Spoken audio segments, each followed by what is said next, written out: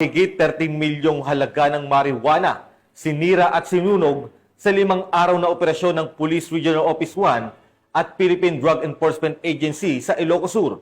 Police Staff Sergeant John Del Supremo sa report. Isang malawakang operasyon kontra ilegal na droga ang isinagawa ng mga otoridad sa bayan ng Supon, Ilocos Sur.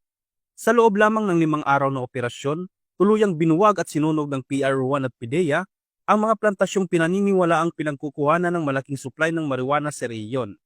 Sa Barangay Likungan, natuklasan ang 21 plantasyon ng marijuana na may kabuuang lawak na mahigit 11,000 metro kwadrado. Matapos ang masusing inventaryo, nasa 52,910 fully grown marijuana plants at 62,610 marijuana seedlings ang nakumpiska na tinatayang nagkakalaga ng 13,086,400 batay sa standard drug price.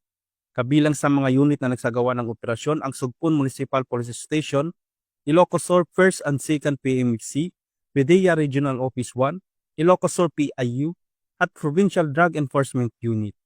Ayon kay Police Brigadier General Dindo R. Reyes, Regional Director ng PRO1, ang tagumpay na ito ay patunay ng matibay na samahan ng ating kapulisan, ng PIDEA at ng komunidad na nagmamalasakit.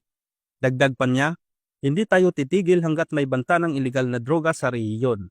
Ang matagumpay na operasyong ito ay direktang tugon sa 7 Focus Agenda ni Acting Chief PNP, Police Lieutenant General Jose Melencio Nartatis Jr.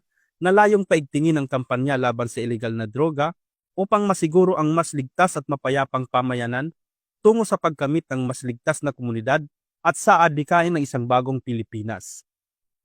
Mula dito sa Ilocos Region, ako ang inyong PNN correspondent, Police Staff Sergeant John Del Supremo, alagad ng batas, tagataguyod ng balitang pulis.